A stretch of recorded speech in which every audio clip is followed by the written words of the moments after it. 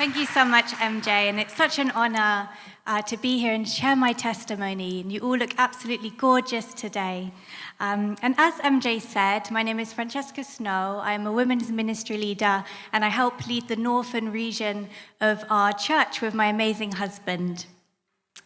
And the title of my charge today is I Am Free. And you know, funnily enough, my name, Francesca, literally means freedom. And all my life, I have been looking for freedom. All I've wanted is to feel free. I grew up in the countryside in a village of just 150 people. So there's fields surrounding, beautiful rivers, and I grew up riding horses. There was just nature all around me.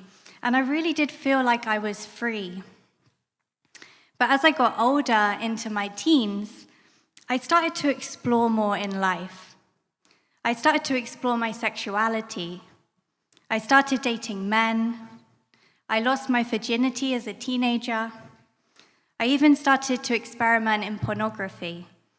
And I thought this was me experimenting sexuality in a free way. As well as this, at 13, I started to explore alcohol. And then skip forward a few years, the alcohol has turned to drug abuse. Ecstasy, marijuana, cocaine, speed, methadone, ketamine, which is used to tranquilize horses, unknown pills. I would take these drugs at parties, festivals, clubs, even strip clubs, and even on a night in. And in my mind, I thought this was making me free. I thought that I was dancing on a high. I traveled across Europe going to different music festivals because I thought this was being free. I was traveling, I was dancing. This was a huge part of my lifestyle. But as I grew more into adulthood, I started to try to find freedom in my work. So I became very passionate with charity work and political work, and I used to work for a lot of grassroots projects. And I was even asked to speak in Parliament because I was helping young offenders, and I really wanted to help them to be free. I even traveled to one of the most remote places on this earth in Borneo, which is Southeast Asia, and I lived in the jungle in the rainforest for 3 months. Now, this is one of the most remote places in the world that more people have been to the top of Mount Everest than have been to this very small, remote area in the rainforest.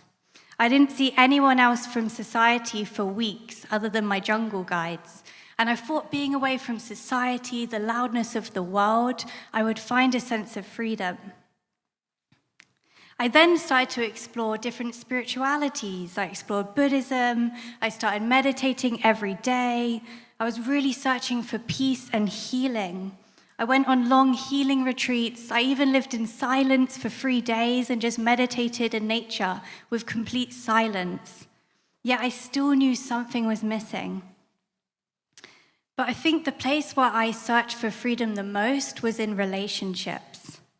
I've been in some long-term relationships, short-term relationships, some very short-term relationships. And I thought that being a woman and exploring my sexuality made me powerful. I thought it was a sense of maturity, a part of growing up. But this led me down a very dark path. I was in multiple relationships with men, and I fell pregnant. Sadly, I didn't know who the father was, and I chose to abort the child. And this put me in such a deep depression that I actually lost my memory.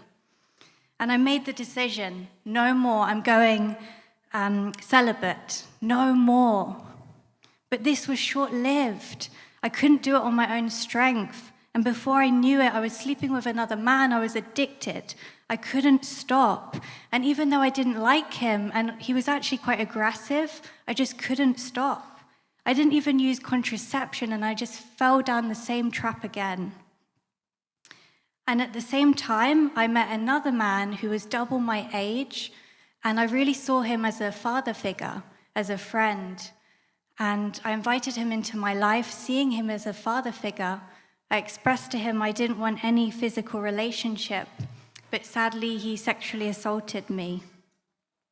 And I only learned it was assault later in life because I normalized it so much. I had such little self-worth that I thought that it was my fault. I blamed myself. And at this point, I was at rock bottom. I couldn't find so-called freedom in anything. The environment did not set me free. Drugs and alcohol did not set me free. My work and education did not set me free. Relationships certainly didn't set me free. The reality was, I was getting so drunk that I was blanking out. I was being drugged by men that I didn't know. I would wake up with strangers not knowing where I was. I was so addicted to drugs that I would knock on strangers' doors asking if they had drugs. I was having sex in public. I was hospitalized for an alcohol overdose. I nearly died on many occasions. I was so desperate. I was deeply insecure. I was lost and trapped and living a nightmare.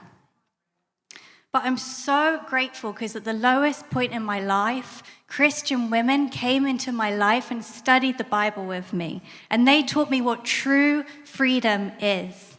And this freedom comes from a relationship with God. In John 8, verse 32, Jesus says that the truth will set you free. And Jesus was speaking to an audience who were living according to a lie. I didn't realize I was living according to a lie. I had never been taught what sin was. But I knew deep down I was trapped, that something was off. But now Jesus has set me free from a lifetime of bondage. I've been set free from sin and depression. I've been set free of allowing men to treat me badly. And now I have an incredible purpose in life. God's blessed me with a husband who loves me for who I am, and I have a beautiful baby. My life is unrecognizable when I think of my old self. I'm shocked by the things I used to do without God. God truly transforms lives. And I just want to share some beautiful lyrics, which is from a song all about freedom. It says, "Once like a bird in prison I dwelt. No freedom from my sorrow I felt. But Jesus came and listened to me. And glory to God, he set me free." Thank you so much.